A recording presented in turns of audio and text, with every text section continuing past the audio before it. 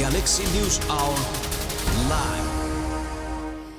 अमेरिकाको न्युयोर्कमा हुने राष्ट्रसङ्घ महासभामा सहभागी हुँदै चीन भ्रमणको तयारीमा रहेका प्रधानमन्त्री पुष्पकमल दाहालले अहिले विभिन्न दलका नेता तथा विज्ञहरूसँग सुझाव सङ्कलन गरिरहेका छन्। छिमेक भ्रमणमा जानुअघि राष्ट्रिय मुद्दामा एकता कायम गर्न खोज्ने दाहालको प्रयासलाई सकारात्मक मान्न सकिन्छ।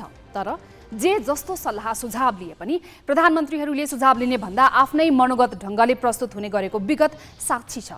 दाहालले साँच्चै आफ्नो भ्रमण सार्थक बनाउन लागेका हुन् भने राष्ट्रसङ्घीय महासभाको छेको पारेर हुने साइडलाइन वार्ताहरू अनि चीनसँग प्रस्तुत हुने विषयमा राष्ट्रिय एकता कायम गर्नु जरुरी छ।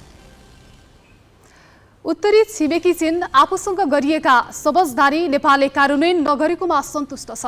अर्कोतिर नेपालमा पश्चिमा प्रभाव बढेको प्रति पनि सशङ्कित छ। यता देशभित्र बीआरआई बारे मतैक्यता हुन सकेको छैन। यस्तोमा दाहालले एकातिर नेपालले गर्ने द्विपक्षीय समझदारी कुनै देशविरुद्ध हुन नदिने गरी आश्वस्त पार्नु जरुरी छ भने अर्कोतिर नेपालका आन्तरिक मामिलामा देखिएको अति सक्रियता पनि निस्तेज पार्ने गरी संवाद गर्नु आवश्यक छ। नेपालको नयाँ नक्सा कार्यान्वयनमा देखिएको चीनिया असहयोगबारे प्रष्ट संवाद गर्नु दाहालको अर्को कर्तव्य हुन आउँछ। यस्तै नयाँ लगानीकर्तालाई आश्वस्त पार्नुका साथै दाहालको अर्को जिम्मेवारी बीआरआईमा पनि हुन नसकेको प्रगतिबारे पनि ठोस पहल गर्नुपर्नेछ। चीनिया ऋणको पासोमा पर्न नहुने भनेर भइरहेको बीआरआईको आलोचना बीच नेपालले हस्ताक्षर गरेको सम्झौतामा देशको हित हुने र छिमेकी बीचको चित्त दुखाइ समेत नहुने गरी बीचको बाटो पहिलाउन सके मात्र दाहालको छिमेक भ्रमण सार्थक हुनेछ। होइन भने यो फोटो खिचाउने र जम्बोचोली घुमाउने भन्दा फरक हुने छैन।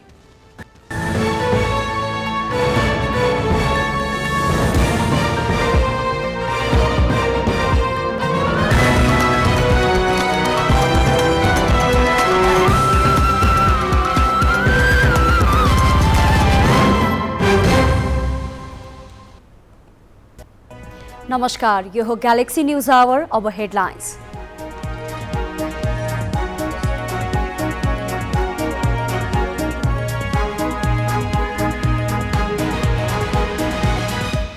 ललिता निवास प्रकरणका सबै अभियुक्तलाई तारिखमा छाड्ने अदालतको आदेश। भाटबटेनी सञ्चालक गुरुङ 2 करोड 46 लाख धरौटी बुझाएर छुटे। चीन भ्रमणलाई लिएर प्रधानमन्त्रीले थाले परामर्श।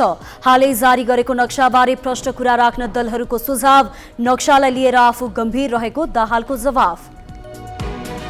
त्रिभुवन विमानस्थल भन्सारका कर्मचारी अराजक बन्दै सुन तस्करीको अनुसन्धान प्रभावित गर्न हडतालमा उत्रिए। तालुकवाला निकाय लाचार। दिल्ली घोषणा पत्र जारी गर्दै भारतमा आयोजित G20 शिखर सम्मेलन सकियो। प्रत्यक्ष रूपमा रुसको आलोचना नगरिएको भन्दै युक्रेनको आपत्ति। र शहीद स्मारक A, B र C डिभिजनका 32 क्लबले बहिष्कार गरेपछि एन्फाको अनलाइन विशेष साधारण सभा स्थगित। गणपूरक संख्या अपुग भएपछि बैठक बस्न सकेन।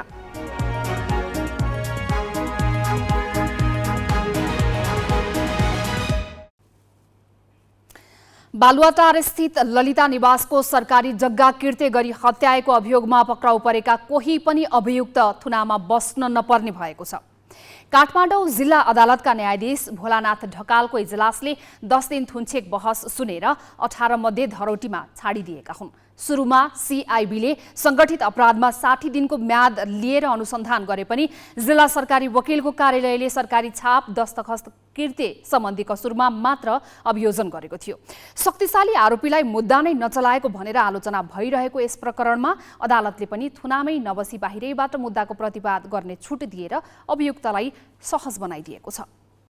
प्रहरीको केन्द्रीय अनुसन्धान ब्युरो सीआईबीले ललिता निवास जग्गा प्रकरणमा भाटबटेनी सुपर मार्केटका सञ्चालक मिनबहादुर गुरुङ सहित 18 जनालाई अनुसन्धान प्रतिवेदनसँगै सरकारी वकिल मार्फत अदालतमा बुझाएको थियो। अनुसन्धानका क्रममा अन्य थुप्रै व्यक्तिको पनि सहभागिता देखिएपछि सीआईबीले झण्डै 300 जनालाई प्रतिवादी बनाउनु पर्ने प्रतिवेदन सरकारी वकिललाई दिएको थियो। उक्त प्रतिवेदन अध्ययन गरी सरकारी वकिलले 312 जनालाई प्रतिवादी बनाई भदौ 10 गते अभियोग पत्र अदालतमा पेश गरेको थियो। तर प्रहरी नियन्त्रणमा 18 जना मात्र भएकाले उनीहरूलाई मात्र सिआइबीले अभियोग पत्रसहित अदालतमा उपस्थित गराएको थियो। न्यायाधीश भोलानाथ ढकालको इजलासमा भदौ 11 गतेदेखि 10 दिन थुनछेक बहस भएको यस मुद्दामा आइतबार सबै अभियुक्तलाई थुनामा बस्नु नपर्ने आदेश भएको हो। 17 जनासँग धरौटी मागिएको छ भने 1 जनालाई साधारण तारिखमा छाड्न आदेश भएको छ। सबैभन्दा बढी भाटभटेनी सुपरमार्केटका सञ्चालक मिनबहादुर गुरुङसँग 2 करोड 46 लाख रुपैयाँ धरौटी मागिएको छ। यस्तै पूर्व कर्मचारीहरू कलाधर देउजा र विनोद पौडेलबाट जनही 15 लाख, रुद्रकुमार श्रेष्ठ, बालकृष्ण श्रेष्ठ, घमन कुमार कार्की, गोपाल कार्की, योगराज पौडेल, नारायण राज मिश्र, अरुण कुमार श्रेष्ठ र लोकहरि घिमिरे विरुद्ध जनही 7,50,000 का दरले धरौटी माग भएको छ। इजलासबाट शिवजी भट्टराई र ध्रुव प्रसाद अरियाल विरुद्ध 3,30,000 माग गर्दा बाबुराजा महर्जन, देवनारायण महर्जन, सकलानन्द महर्जन र सञ्जय कुमार महर्जन विरुद्ध 1,10,000 रुपैयाँका दरले धरौटी मागिएको छ। केशव तुलाधरलाई जग्गा फिर्ताका लागि प्रतिवादी बनाएको र उनले पनि बयानका क्रममा जग्गा फिर्ता गर्न तयार रहेको बताएको जनाउँदै अदालतले उनलाई 1 रुपैयाँ पनि धरौटी नराखी साधारण तारिखमा बस्ने सुविधा दिएको छ। 4 चरणमा गरी मन्त्री परिषदको निर्णय समेतबाट नक्कली मोही तथा मालपोत र भूमि सुधारका कागजपत्र खडा गरी 143 रोपनी सरकारी जग्गा व्यक्तिका नाममा ल्याएको अभियोग पत्रमा उल्लेख छ। यसमा प्रतिवादी बनाइएका मध्ये 18 जनाको मात्र थुनछेक बहस सकिएको हो। 21 जनाको मृत्यु भइसकेको छ भने बाँकी सबै फरार छन्। फरार प्रतिवादीहरू अदालतमा हाजिर भएपछि उनीहरूको पनि बयान र थुनछेक बहस हुनेछ।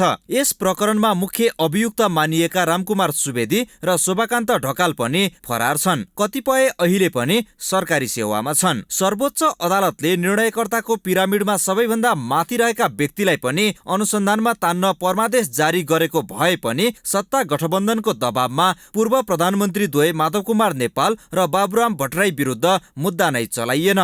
सिआइबीले औपचारिकता मात्र पूरा गर्न उनीहरूको घरमै गएर सामान्य सोधपुछ गरेर ठाडो कागज गरी साक्षीका रूपमा अदालतमा पेश गरेको छ। यही प्रकरणमा 2078 पुस 26 मा पनि सिआइबीले अनुसन्धान प्रतिवेदन सरकारी वकिलको कार्यालयमा पेश गरेको थियो। तर त्यसबेलाका महान्यायाधिवक्ता खम्मबहादुर खातीको निर्देशनमा सरकारी वकिलको कार्यालयले अनुसन्धान नपुगेको भनेर फाइल फिर्ता गरेको थियो। अहिले पनि सर्वोच्चको स्पष्ट आदेश हुँदाहुँदै राजनीतिक दबावका कारण सिआइबीले निर्णयकर्ता मध्ये सर्वोच्च पदमा रहेकाहरूलाई उन्मुक्ति दिएको छ भने अदालतले पनि लचिलो मार्ग अवलम्बन गरेको छ। अख्तियार दुरुपयोग अनुसन्धान आयोगले यही प्रकरणमा 175 जना विरुद्ध दायर गरेको भ्रष्टाचार मुद्दा विशेष अदालतमा विचाराधीन नै छ।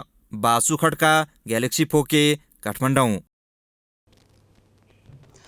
यसैबीच ललिता निवास प्रकरणमा पक्राउ परेका भाटभटेनी सुपरमार्केटका सञ्चालक मिनबहादुर गुरुङ धरौटी रकम बुझाएर रिहा भएका छन्। उनलाई जिल्ला अदालत काठमाडौँले आइतबारै 2 करोड 46 लाख रुपैयाँ धरौटीमा रिहा गर्न आदेश दिएकोमा अदालतले मागेको धरौटी रकम जम्मा गरेर उनी आइतबार साँझ रिहा भएका हुन्। जिल्ला अदालत आइतबार यो प्रकरणमा पक्राउ परेका 17 जनालाई धरौटीमा र 1 जनालाई साधारण तारिखमा छाड्न आदेश दिएको थियो। सिआइबीले अनुसन्धान गरेपछि जिल्ला सरकारी वकिल कार्यालयले कीर्ति कसुरमा उनीहरूमाथि मुद्दा चलाएको थियो। सुन तस्करी प्रकरणको अनुसन्धानमा एकपछि अर्को कर्मचारी तानिएपछि त्रिभुवन विमानस्थल भन्सार कार्यालयका कर्मचारी अनुसन्धान प्रभावित पार्ने गरी सरकारलाई दबाब दिन थालेका छन्। भन्सार कार्यालयका प्रमुख टोकराज पाण्डेलाई जानकारी दिँदै उनीहरूले विभिन्न चरणका दबावका कार्यक्रम घोषणा गरेका हुन्। आइतबारदेखि कार्यालयमा पेन डाउन सुरु गरेका कर्मचारीहरूले करिब 61 किलो सुन प्रकरणमा कर्मचारीहरूलाई अनावश्यक दुःख दिएको र अपराध प्रमाणित नै नभई वैयक्तिक विवरण सार्वजनिक गरेको लगायतका आरोप लगाएका छन्।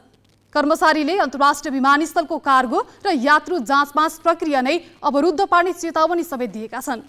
प्रहरीले अनुसन्धानका नाममा मनोवैज्ञानिक त्रासमा राख्ने कार्य भएको भन्दै कर्मचारीहरूले गत भदौ 12 गते सामूहिक सरुवाको माग पनि गरेका थिए। विमानस्थल भन्सारका 7 कर्मचारी सिआइबीको नियन्त्रणमा छन्। हिजो मात्र भन्सार अधिकृत पुष्पा जोशी, नायब सुब्बाद्वय, कमल परियार र वीरेन्द्र नेपालीलाई नियन्त्रणमा लिएको थियो। अब केही न्यूज संक्षेपमा। सरकारले बिजनेस दिन नसकेपछि संघीय संसदका दुवै सदनका बैठक प्रभावित भएका छन्। कामविहीन भएपछि राष्ट्रिय सभाको बैठक अनिश्चित बनेको छ भने प्रतिनिधि सभाको बैठक भदौ 27 गते मात्र बोलाइएको छ। राष्ट्रिय सभाको आजका लागि बोलाइएको बैठक एजेन्डा नै नभएपछि संसद सचिवालयले सूचना टाँसेर स्थगित गरेको छ। सूचनामा बैठकको अर्को मिति राष्ट्रिय सभा अध्यक्षले पछि तय गर्ने उल्लेख छ। बेपत्ता पारिएका व्यक्तिको छानबिन, सत्य निरूपण तथा मेलमिलाप आयोग सम्बन्धी विधेयकमा दलीय सहमतिको प्रयास जारी रहेपछि अन्य एजेन्डा ओझेलमा परेको नेताहरू बताउँछन्। उक्त विधेयक आउँदो भदौ 27 गतेभित्र संसदमा लैजाने गरी काम टुङ्ग्याउने तयारी कानून, न्याय तथा मानवाधिकार समितिको छ। कोशी सरकारले बजेट सम्बन्धी अध्यादेश पुनः जारी गरेको छ। कोशीको मन्त्री परिषदको सिफारिसमा प्रदेश प्रमुख परशुराम खापुङले कोशी प्रदेश आर्थिक अध्यादेश 2080 र कोशी प्रदेश विनियोजन विधेयक 2080 जारी गरेका हुन्। अध्यादेश जारी भएपछि प्रदेशमा भदौ 11 गतेदेखिको बजेट शून्यता अन्त्य भएको छ। सर्वोच्च अदालतको परमादेशले मुख्यमन्त्री नियुक्त भएका कार्की नेतृत्वको मन्त्री परिषदको पहिलो बैठकले बजेट सम्बन्धी अध्यादेश ल्याउन शनिबार प्रदेश प्रमुख समक्ष सिफारिस गरेको थियो। यसअघि कार्की नेतृत्वकै सरकारले जेठ 32 गते चालू आर्थिक वर्षका लागि अध्यादेशबाटै बजेट ल्याएको थियो। उक्त अध्यादेशको प्रतिस्थापन विधेयक निवर्तमान मुख्यमन्त्री उद्धव थापाले ल्याउन नसकेपछि भदौ 11 गतेदेखि प्रदेश बजेट शून्यतामा गएको थियो। आर्थिक वर्ष 2080-81 को बजेटमा चालुतर्फ 14 अर्ब 39 करोड, पुँजीगततर्फ 18 अर्ब 23 करोड, वित्तीय व्यवस्थातर्फ 1 करोड र वित्तीय हस्तान्तरणतर्फ 3 अर्ब 60 करोड रुपैयाँ विनियोजन गरिएको छ। प्रधानमन्त्री एवं नेकपा माओवादी केन्द्रका अध्यक्ष पुष्पकमल दाहालले नेपालमा अब सबै कम्युनिस्ट शक्ति एक हुनुपर्ने बताएका छन्।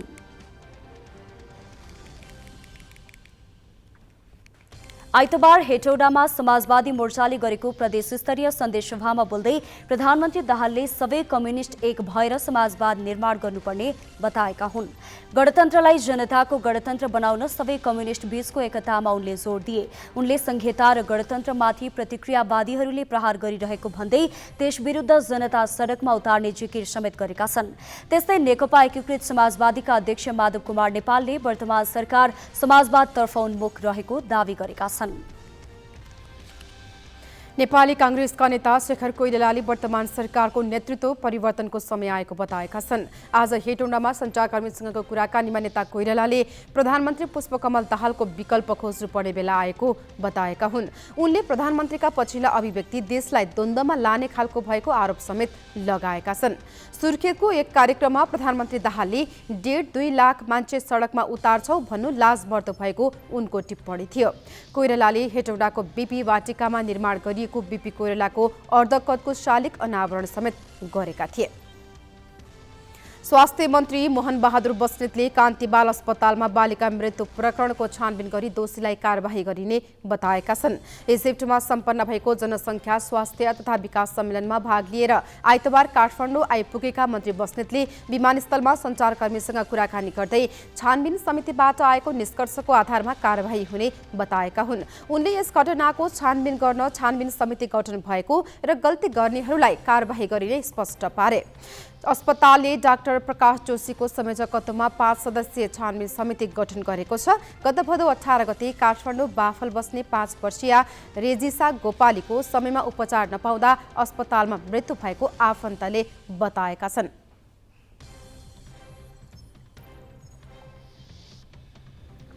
बाँकी प्रसङ्ग तुलसी होटलबाट। प्रधानमन्त्री पुष्पकमल दाहालले आसन्न अमेरिका र चीन भ्रमणलाई लिएर संसदमा प्रतिनिधित्व गर्ने सबै राजनीतिक दलहरूसँग छलफल गरेका छन्। आइतबार सिंहदरबारमा सर्वदलीय बैठक बोलाएका प्रधानमन्त्री दाहालले भ्रमणमा राष्ट्रका तर्फबाट उठाउनुपर्ने विषयबारे छलफल गरेका हुन्। अमेरिका हुँदै चीन जाँदै गरेका प्रधानमन्त्री दाहालको भ्रमणलाई लिएर टीका टिप्पणी भइरहेका बेला दाहालले भने सबै दलसँग छलफल गरेर विश्वासको वातावरण बनाउने कोसिस गरेका छन्। प्रधानमन्त्री पुष्पकमल दाहाल असोज पहिलो साता चीन भ्रमणमा जाँदैछन्। अमेरिकाको न्युयोर्कमा हुन लागेको राष्ट्रसङ्घीय महासभालाई सम्बोधन गरेपछि त्यतैबाट असोज 5 गते प्रधानमन्त्री दाहाल चीन जाने कार्यक्रम छ। प्रधानमन्त्रीले आफ्नो भ्रमणमा उठाउन सक्ने एजेन्डालाई लिएर परराष्ट्र मन्त्रालयले गृह कार्य गरिरहेका बेला दाहालले भने सबै दलहरूसँग छलफल गरेर सम्भावित विषय के हुन सक्छन् भनेर सूची मागेका छन्। चीनसँग विद्युत व्यापार थालनी गर्ने प्रारम्भिक समझदारी गर्ने र विद्युत व्यापारको पूर्वाधार निर्माणलाई गति दिने लगायतका विषयमा प्रधानमन्त्रीको भ्रमण केन्द्रित हुने भनिएको छ। यसबाहेक चीनका राष्ट्रपति सी जिनपिङ नेपालमा आएका बेला प्रतिबद्धता जनाएको अनुदान उपयोगका लागि प्राथमिकताका आधारमा योजना छुट्याउने विषयमा पनि गृह कार्य भइरहेको छ। सडक, ऊर्जा, कृषि, विज्ञान तथा प्रविधि तथा व्यापार र विकास सहायता क्षेत्रमा कनेक्टिभिटी, शिक्षा र स्वास्थ्य क्षेत्रका रूपान्तरणकारी परियोजनाहरूमा चीनको सहयोग विस्तारको विषय समेत प्राथमिकतामा राखिने बताइएको छ। सर्वदलीय बैठकमा दलहरूले यी विषयका अलावा अन्य जल्दा बल्दा विषय समेत खुच्चा नकमाई उठाउन प्रधानमन्त्री दाहाललाई सुझाव दिएका छन्। प्रमुख प्रतिपक्षी नेकपा एमाले नेपाल सदैव सन्तुलित असंलग्न परराष्ट्र नीतिमा कटिबद्ध रहेको विश्वास चीनलाई दिलाउँदै यस अघिका सहमति कार्यान्वयनमा जोड दिन सुझाव दिएको छ। एमालेका तर्फबाट उपमहासचिव एवं पूर्व परराष्ट्र मन्त्री प्रदीप गेवालीले नेपालले चीनसँगको सम्बन्ध कम प्राथमिकतामा राखेको हो कि भन्ने बुझाइ चीनिया पक्षमा रहेको भन्दै प्रधानमन्त्रीले आफ्नो भ्रमणबाट त्यसलाई तोड्नुपर्ने बताएका छन्। नेपालले एउटा सन्तुलित छिमेक सम्बन्धको त्यो बाटोबाट अलिकति अन्यत्र लाग्न खोजेको हो कि चीनसँगको सम्बन्धलाई नेपालले कम प्राथमिकतामा दिएको हो कि नेपालमा भइरहेको चिनिया लगानीलाई अलिकति निरुत्साहित गर्न खोजेको हो कि या अरू कुनै सेक्युरिटी अम्ब्रेलातिर जान खोजेको हो कि नेपाल भन्ने खालको जुन परेको छ त्यसलाई चेर्ने काम र होइन। नेपाल चाहिँ सदैव एउटा सन्तुलित असंलग्न परराष्ट्र नीतिको पक्षमा छ। चीन एउटा असल छिमेकी हो र चीनसँगको सम्बन्धलाई हामीले उच्च महत्त्व दिन्छौँ। त्यस्तो होइन भन्ने कुरामा विश्वास दिलाउने कुरामा चाहिँ बढी फोकस गर्नको निम्ति मैले आग्रह गरेको छु। प्रतिपक्षी दल राष्ट्रिय स्वतन्त्र पार्टीले त लिखित सुझाव नै दिएको छ। प्रधानमन्त्रीले आफ्नो भ्रमणमा उठाउनै पर्ने 7 विषय राष्ट्रपाले प्रधानमन्त्रीलाई दिएको हो। चीनले हालै जारी गरेको नक्सा लगायतका महत्त्वपूर्ण विषयमा जनताले थाहा पाउने गरी आफ्नो देशको धारणा राख्न राष्ट्रपाले प्रधानमन्त्रीलाई सुझाएको छ। हामीले लिखित रूपमा 7 वटा बुँदा उहाँलाई चाहिँ सजिलो होस् भनेर लिखित रूपमा पनि दिएका छौँ। राष्ट्रिय स्वतन्त्र पार्टीको तर्फबाट, मेरो व्यक्तिगत तर्फबाट हामीले त्यो दिएका छौँ सुझाव। र अर्को चाहिँ अहिले भर्खरै जनताको लेभलमा आएको नक्साको विषय पनि हामीले चासोको साथ उहाँलाई जानकारी गराएका छौँ। यो चाहिँ जनताले थाहा पाउने लेभलमा तपाईँले चाहिँ यसको बारेमा आफ्नो धारणा, आफ्नो देशको धारणा चाहिँ भन्नु पर्यो, उहाँहरूसँग कुरा राख्नु पर्यो। जुन कुरा चाहिँ जनताको लेभलमा थाहा हुनु पर्यो भने हामीले भनेका छौँ। गरिबी निवारणमा चीनले ठूलो सफलता पाएको र त्यसको अनुभवबाट नेपालले पनि लाभ लिनुपर्ने केही दलको सुझाव छ। जनमत पार्टीका अध्यक्ष सीके राउतले वस्तु उत्पादनको क्षेत्रमा पनि चीन धेरै अघि भएकाले चीनले नेपालमा उद्योगहरू खोल्ने र उत्पादन आफू मार्फत नै निर्यात गर्ने मोडलमा जान आग्रह गरे। हाम्रो पार्टीको तर्फबाट सुझाव चाहिँ मूल रूपमा गरिबी निवारणमा चीनले ठुलो सफलता हासिल गरेको हुनाले त्यसको अनुभवको आधारमा नेपालले कसरी गरिबीबाट मुक्ति दिलाउन सकिन्छ, त्यसको लागि चाहिँ कसरी सहकार्य गर्न सकिन्छ, त्यो एउटा सुझाव रह्यो। अर्को चाहिँ अब म्यानुफ्याक्चरिङ सेक्टरमा पनि चीन धेरै अगाडि भएको हुनाले एसेम्ब्ली लाइन्सहरू होइन, अहिले त अब जस्तै हुन्छ नि, एउटा उदाहरणको लागि इलेक्ट्रोनिक्स भयो, एप्पलका उद्योगहरू सबै चीनमै खुलेका हुनाले त्यही मोडेलमा चाहिँ चीनले चाहिँ नेपालमा उद्योगहरू खोल्ने, एसेम्ब्ली लाइनहरू खोल्ने, स्पेसल इकोनोमिक जोनहरू बनाएर नै, अनि धेरै कुरा जस्तै टेक्सटाइलहरू भयो, त्यस्तो एसेम्ब्ली लाइनहरू पनि भयो, त्यसको चाहिँ प्रोडक्ट चाहिँ फेरि चीनले नै आफू मार्फत चाहिँ निर्यात गरेर अनि त्यो मोडेलमा बढाउन हामीले आग्रह गरेका छौँ, ताकि यहाँ चाहिँ रोजगारी, लोकल रूपमा रोजगारी चाहिँ सृजना होस्।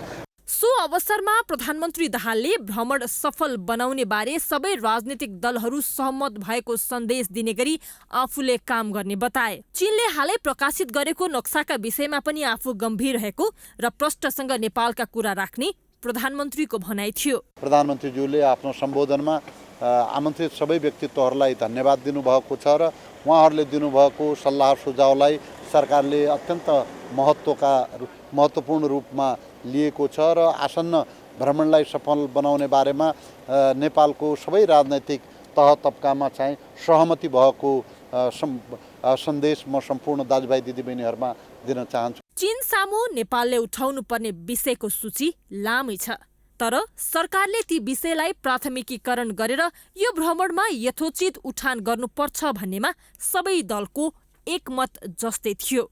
सृजना घिमिरे, ग्यालेक्सी 4K, काठमाडौँ।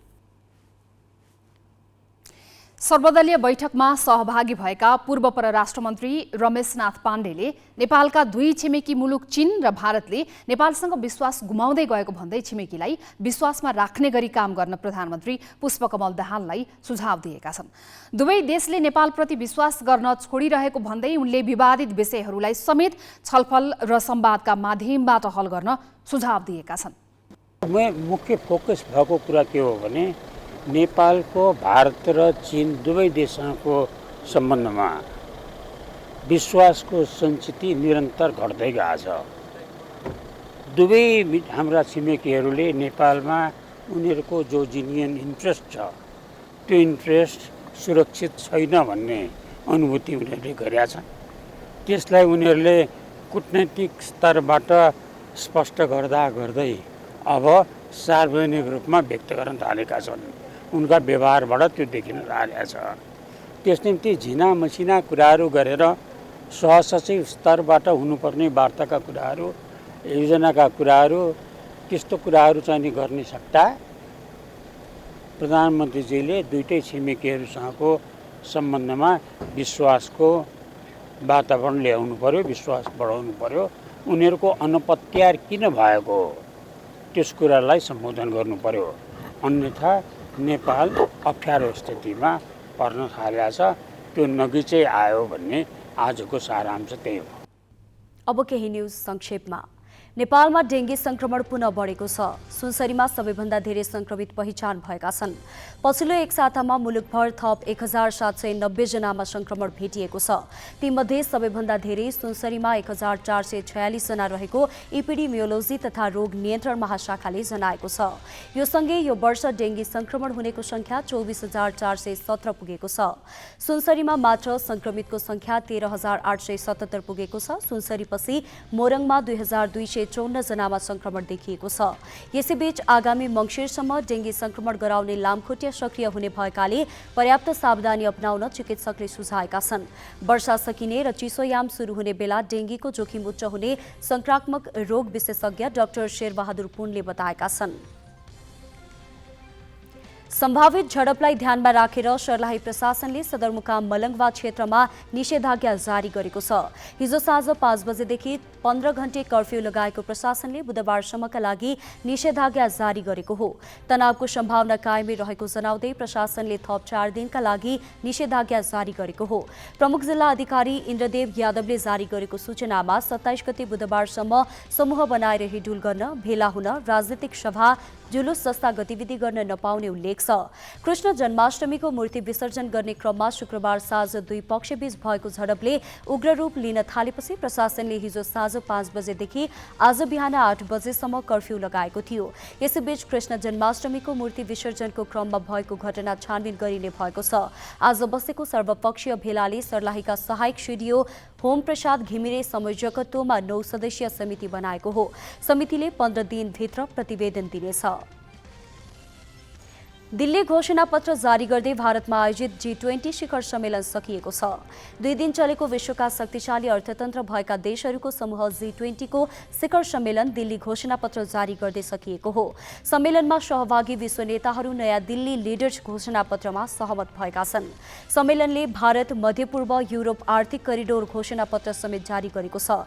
चीनको BRI परियोजनालाई चुनौती दिने ठानिएको यस घोषणापत्रमा सञ्चार र भौतिक पूर्वाधारका काम हुने जनाइएको छ। रूस र चीनबाट राष्ट्रप्रमुख सहभागी नभएको 2 दिने सम्मेलनमा रूसी विदेश मन्त्री र चीनिया प्रधानमन्त्री सहभागी थिए। सम्मेलनमा विश्व नेताहरूले संयुक्त घोषणालाई औपचारिक रूपमा स्वीकार गरेका छन् भने युक्रेनले घोषणामा विमति जनाएको छ। युक्रेनले वक्तव्यमा नाम किटाएर रूसको प्रत्यक्ष आलोचना नगरिएको भन्दै असन्तुष्टि व्यक्त गरेको हो। यसैगरी दिल्ली सम्मेलनले ब्राजिललाई G20 अध्यक्षता हस्तान्तरण गरेको छ।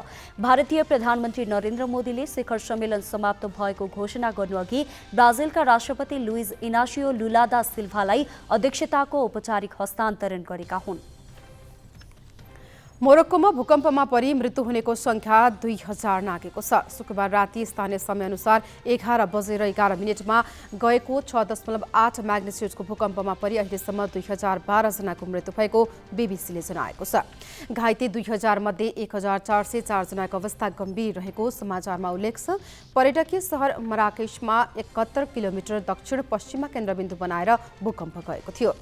त्यहाँ 8,40,000 मानिसहरूको बसोबास रहेको छ। धेरैजसो मानवीय क्षति माराकेश शहरमा भए पनि अन्य 5 प्रान्तमा पनि भूकम्पको धक्का महसुस भएको थियो। थुप्रै भवन सडकहरू भत्किएको र अवरुद्ध भएकाले उद्धारमा समस्या भएको छ। मालदिव्समा राष्ट्रपति चयनका लागि दोस्रो चरणको निर्वाचन हुने भएको छ। हालै सम्पन्न राष्ट्रपतिको निर्वाचनमा कुनै पनि उम्मेद्वारले आवश्यक बहुमत ल्याउन नसकेपछि दोस्रो चरणको चुनाव हुन लागेको अन्तर्राष्ट्रिय सञ्चार माध्यमले जनाएका छन्। सेप्टेम्बर 30मा दोस्रो चरणको राष्ट्रपतीय निर्वाचन हुने समाचारमा उल्लेख गरिएको छ। शनिबार भएको मतदानमा निवर्तमान राष्ट्रपति इब्राहिम सोलिह र उनका मुख्य प्रतिस्पर्धी मोहम्मद मोइजुले आवश्यक बहुमत हासिल गर्न सकेनन्। 1,95,000 मतमा विपक्षी दलका नेता मोइजुले 46 र निवर्तमान राष्ट्रपति सोलिहले 40% मत प्राप्त गरेको अन्तर्राष्ट्रिय सञ्चार माध्यमले जनाएका छन्। करिब 2,82,000 मतदातामध्ये 75%ले मत खसालेका थिए।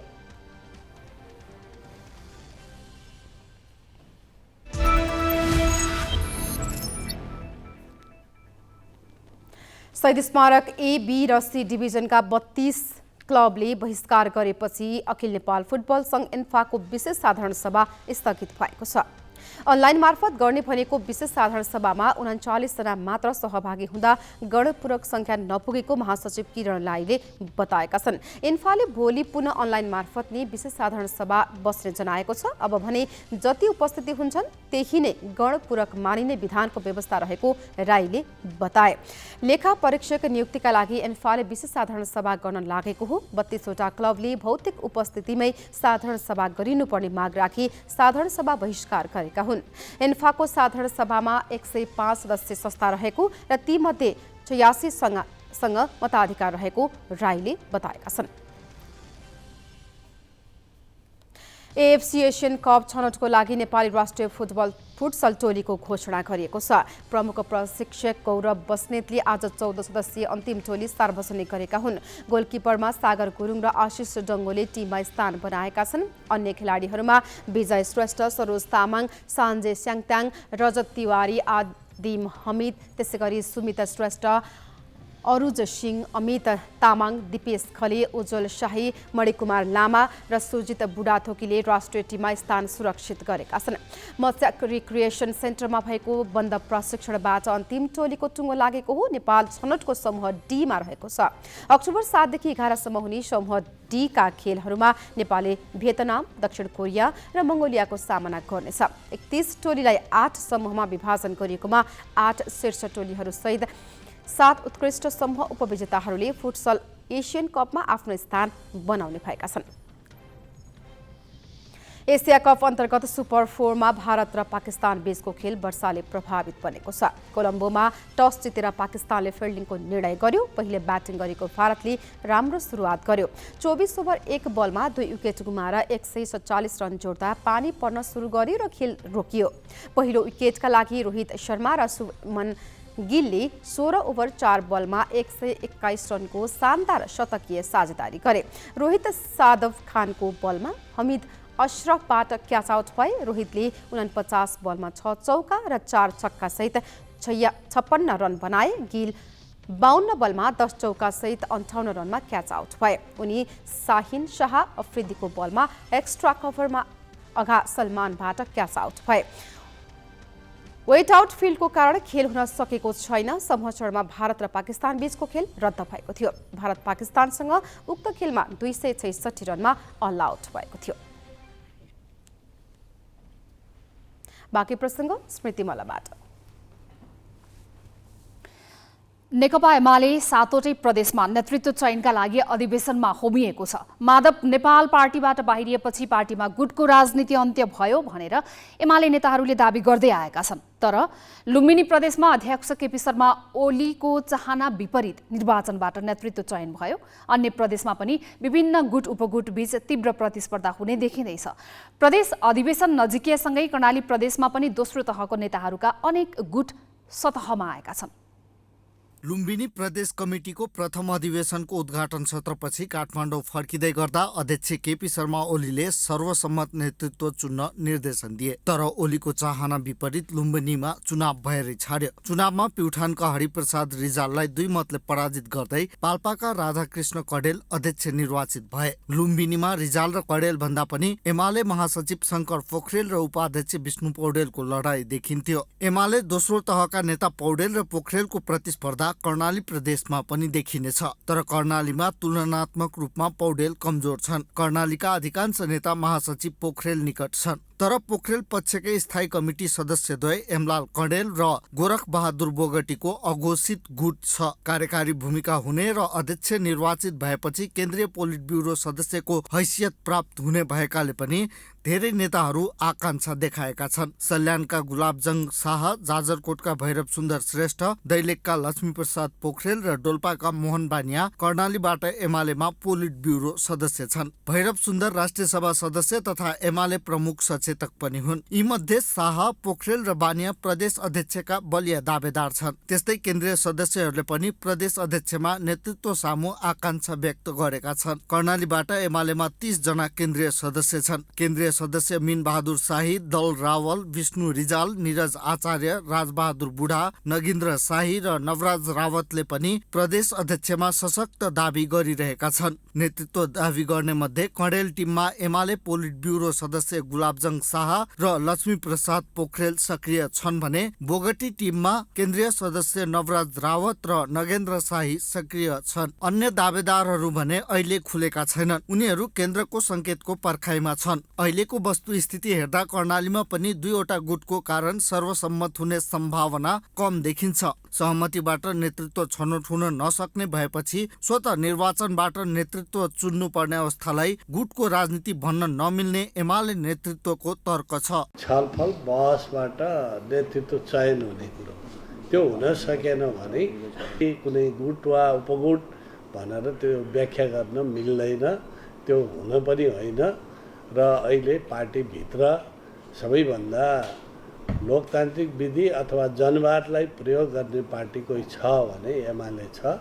नेतृत्व हामीले गर्नुपर्छ अथवा म गर्न सक्छु भन्ने हिसाबले धारणा निर्माण गर्ने कुरा र बजारमा म यसको अगुवाई गर्छु भनेर परिचर्चामा आउने कुरा त्यति अप्ठ्यारो विषय चाहिँ होइन। यो सबैले महत्त्वाकांक्षा राख्छन्, इच्छा राख्छन्, तर यसको व्यवस्थापन गर्ने कुरा त अधिवेशनको हलमा गइसकेपछि हुने हो। उहाँहरू प्रतिनिधि को भएर आउनुहुन्छ, प्रतिनिधिका बीचबाट छनौट गर्ने कुरा भएको हुनाले अहिलेको हल्ला एउटा आधार त बन्न सक्ला, तर त्यति बेला सबै कुराको निर्णायक चाहिँ बन्न सक्दैन। कर्णालीका 10वटै जिल्लामा पार्टी सदस्यता नवीकरणको काम सकेर भदौ 30मा प्रतिनिधि छनौट गरिसक्ने एमाले कर्णाली प्रदेशले जनाएको छ। प्रदेश अधिवेशन भने असोज 10 र 11 गते हुनेछ। कतिपय नेताहरू केन्द्रको आशीर्वाद प्राप्त गर्न काठमाडौँमै विभिन्न नेता कहाँ पनि पुगेका छन्। सुर्खेतबाट सुदीप पुरीको सहयोगमा प्रशान्त ठाकुर, ग्यालेक्सी 4K, काठमाडौँ।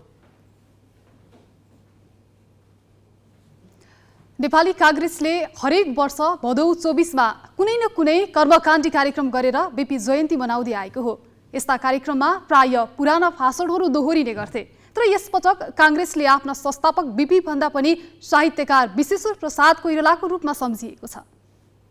अस्तित्वमा रहेका मध्ये देशको सबैभन्दा पुरानो दल हो नेपाली काङ्ग्रेस र यसका संस्थापक हुन् बीपी कोइराला। उसले पटक पटक परिवर्तनको नेतृत्व गरेको छ भने सत्ताको स्वाद पनि चाखेको छ। राजनीतिको बीपी सम्झने काङ्ग्रेसले साहित्यको विश्वेश्वर प्रसाद कोइरालालाई भने कहिल्यै सम्झिएन। तर यसपटक काङ्ग्रेसले विश्वेश्वर प्रसाद कोइरालालाई सम्झँदै 110औं जयन्ती मनाएको छ। पार्टी मुख्यालयमा आइतबारबाट उसले 3 दिने बीपी साहित्य महोत्सव सुरु गरेको छ। महोत्सवमा कविता साँझ, गजल साँझ, साङ्गीतिक साँझ, चित्रकला प्रदर्शनी, वृत्तचित्र प्रदर्शनी, ऐतिहासिक फोटो प्रदर्शनी लगायतका कार्यक्रम हुँदैछन्। सभापति शेरबहादुर देउवाले कार्यक्रम उद्घाटन गरे। साहित्य महोत्सव उद्घाटन समारोहलाई सम्बोधन गर्दै देउवाले बिपीको राजनीतिक चिन्तनको मार्गमा हिँडिरहेको दावी गर्न भने छुटाएनन्। राष्ट्रिय सम्बन्धका मामिलामा सबैको सहअस्तित्व सम्मान उच्च मान्यता राख्नु भने राज्यको सीमा र सार्वभौमताका लागि छिमेकी मित्र राष्ट्र समक्ष पनि मित्रवत ढङ्गले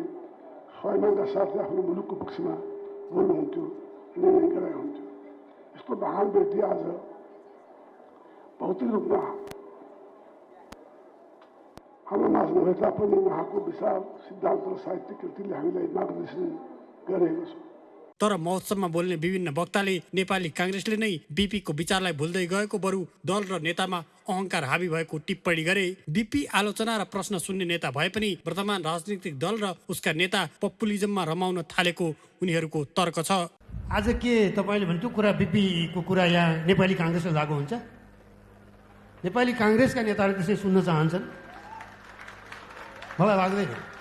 आजको समस्या काङ्ग्रेस अपवाद होइन, काङ्ग्रेस सहित राजनीति गर्ने सबैमा एउटा अहङ्कार के छ भन्दाखेरि मैले जति कसैले जानेकै छैन, तिमीले त मेरो फलो गर्ने हो, मैले भने नमान्ने, मैले भने टेर्दैनौ तिमीले भनेर हप्काउने हो यिनलाई। त मैले यो संस्कार बोकेको पार्टी छ आज, अनि कसरी यो बिपीको कुरालाई हेर्ने? सधैँ एउटै प्रकारका कार्यक्रममा रमाउने काङ्ग्रेसले यसपटक नयाँ रूपमा बिपीलाई सम्झेर पार्टीमा केही फरकपन भने देखाएको छ। अङ्गराज न्युपाने, ग्यालेक्सी फोके, काठमाडौँ।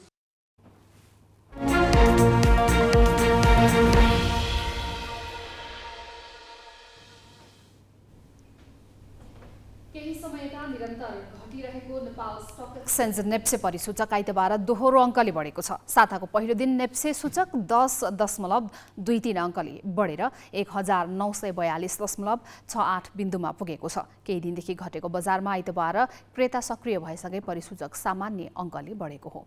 सूचक बढे पनि कारोबार रकममा भने बिहिबारको तुलनामा सामान्य गिरावट आएको छ। गत बिहिबार 1 अर्ब 15 करोड रुपैयाँ बराबरको सेयर किनबेच भएकोमा आइतबार कारोबार रकम 1 अर्ब 7 करोड रुपैयाँमा सीमित भएको छ।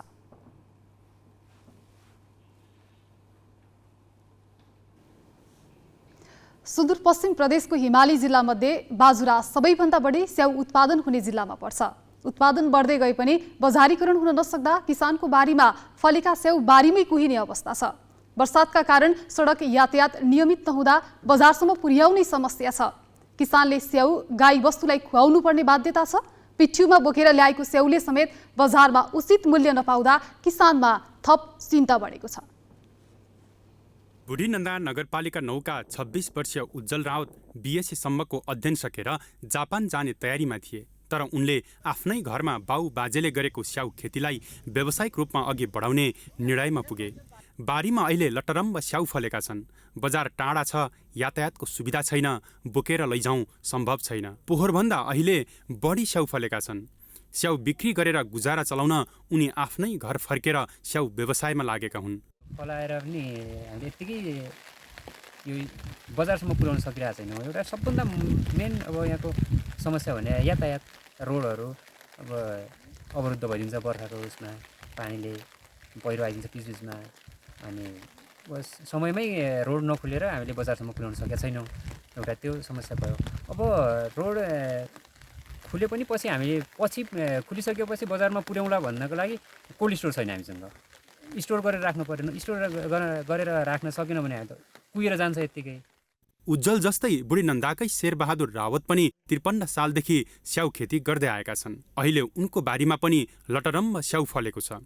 तर फलेको स्याउ बजारसम्म गएर बिक्री गर्न समस्या छ। बोटबाट स्याउ झरेर कुहिन थालेका छन्। बजार नपाएपछि स्याउ काटेर गाईबस्तुलाई खुवाउने गरिएको छ। स्याउ वर्षानी बढ्दै गएको छ। अनि अब वर्षानी बढ्दैछ, अब बाटो छैन। अब स्याउ फलेर यहाँ यस्तै देखिँदैछ। अब यो स्याउ त्यस्तै छ। अनि बोटमा चाहिँ झरेर त्यहीँ कुनै बजार छैन। अब बाटो पनि बन्द छ। अनि झरेर त्यो गाई गोरुलाई दिने, भैँसीलाई खुवाउने, त्यही पकाउँदै कुँडो बनाएर खुवाउने, आटो बनाएर त्यही खुवाउने गरेका छौँ। अब यस्तै छ हेर्नुहोस् अब हालत। अब फलाएन त सबै भन्छन्। लाग्यो फलाइसक्यो भने यहाँ गरिदिने मान्छे हुँदैन यहाँ। कहाँ लैजाने र कहाँ के हार्ने, बजार पनि छैन, बजार व्यवस्था पनि छैन। स्याउ भण्डारण र ढुवानीमा सरकारले सहजीकरण नगर्दा वर्षेनी किसानको स्याउ खेर गइरहेको छ। यसले स्याउ खेतीबाटै भविष्य खोजेका किसानलाई निरुत्साहित गरेको छ। कम्तीमा नि 1000-1200 क्विन्टल हामीसँग स्याउ छ, कम्तीमा के होइन। नभए चाहिँ मलाई चाहिँ अझ लाग्छ 2000 बेसी नै स्याउ छ। अहिलेकै स्थितिमा 2000 बेसी छ। अब बाटो छैन, पाक्दै झर्दै पाकेका कहाँ लैजाने कि। दिनमा चाहिँ तपाईँले आज मात्र तपाईँले देख्नुभयो, दिनमा चाहिँ कम्तीमा 5-6 क्विन्टल झरेको स्याउ तपाईँले देख्नुभयो। अनि यद्यपि चाहिँ त्यो पाकेको झर्या हो। हामी नभए चाहिँ यदि बजार भइदिएको भए, बाटो भइदिएको भए पाकेको स्याउ टिप्दै बजार लाँदै गर्थ्यौँ। अब टिप्दै बजार लाने स्थिति नभइसकेपछि झऱ्यो। त्यो झरेको चाहिँ तपाईँले देखिराख्नु भएको छ, गोरुले खाइरहेछन्, बाख्राले खाइरहेछन्, चाना बनाइरहेछौँ। त्यति पनि भने जो मान्छे आयो त्यसलाई दिइराखेका छौँ, मान्छे आउँदै खाँदै गरिराखेका छन्। के गर्ने त बजार चाहिँ। बाजुराको बुढी नन्दा, स्वामी कार्तिक, जगन्नाथ, खप्तट छेडेदह, गोमुल र हिमालीमा स्याउ खेती हुँदै आएको छ। बाजुरामा 370 हेक्टर क्षेत्रफलमा स्याउ खेती उपयुक्त भए पनि 175 हेक्टर क्षेत्रफलमा स्याउ खेती भइरहेको छ। किसानले सिजनमा बारीबाटै किलोको 55 देखि 80 रुपैयाँसम्ममा स्याउ बिक्री गर्छन्। मौसम अनुकूल भएकोले यस वर्ष स्याउ उत्पादन बढेको छ। यस वर्ष 1137 टन स्याउ उत्पादन हुने कृषि ज्ञान केन्द्र बाजुराको अनुमान छ। हामीले सधैँ चाहिँ यस वर्ष पनि यो बाटो सुचारू हुने बित्तिकै, सडक यातायात सञ्चालन हुने बित्तिकै हामीले किसानहरूलाई कार्टुन सहयोग गर्ने र ढुवानीमा अनुदान दिने कार्यक्रम रहेको छ। यसमा ग्र्याप परियोजना अनि स्थानीय सरकार र हामी कृषि ज्ञान केन्द्र मिलेर अब त्यो स्याउ उत्पादन क्षेत्रदेखि नजिकको बजारसम्मको ढुवानी कति लाग्छ त्यसका आधारमा उहाँहरूलाई ढुवानी अनुदान गराउने र कार्टुन सहयोग गर्ने, प्लस उहाँहरूलाई बजारीकरणका लागि ग्रेडिङ सम्बन्धी हामीले स्थलगत तालिम, अभिमुखीकरण जस्तो कार्यक्रम पनि गर्ने कार्यक्रम रहेको छ। बाजुराको स्याउ धनगढी, नेपालगञ्ज, महेन्द्रनगर लगायतका सहरमा बिक्री हुन्छ। सरकारले कृषि उत्पादनको बजारीकरण मार्फत बाजुरावासीको जीवनस्तर उकास्ने बताउँदै आएको छ। तर बारीमा उत्पादित स्याउलाई बजारसम्म पुर्याउन र प्रशोधन गरी जाम, जुस जस्ता उत्पादन बढाउन भने ध्यान दिएको छैन। ग्यालेक्सी 4K का लागि बाजुराबाट मदन बिकको रिपोर्ट। हामी ग्यालेक्सी न्यूज आवरको अन्त्यमा छौं। जाँदा जाँदै हेडलाइन्स।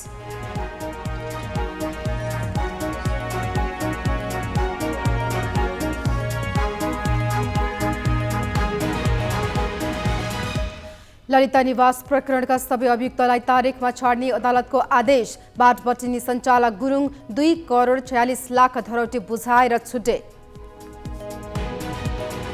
चीन भ्रमणलाई लिएर प्रधानमन्त्रीले थाले परामर्श। हालै जारी गरेको नक्साबारे प्रश्न कुरा राख्न दलहरूको सुझाव। नक्सालाई लिएर आफू गम्भीर रहेको दाहालको जवाफ। त्रिभुवन विमानस्थल भन्सारका कर्मचारी अराजक बन्दै सुन तस्करीको अनुसन्धान प्रभावित गर्न हडतालमा उत्रिए। तालुकवाला निकाय लाचार। दिल्ली घोषणापत्र जारी गर्दै भारतमा आयोजित G20 शिखर सम्मेलन सकियो। प्रत्यक्ष रूपमा रुसको आलोचना नगरिएको भन्दै युक्रेनको आपत्ति। र शहीद स्मारक A, B र C डिभिजनका 32 क्लबले बहिष्कार गरेपछि एन्फाको अनलाइन विशेष साधारण सभा स्थगित। गणपूरक संख्या अपुग भएपछि बैठक बस्न नै सकेन।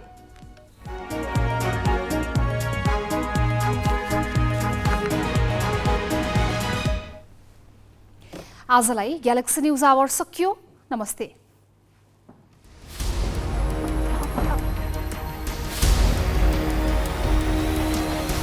This is Galaxy News Hour Live.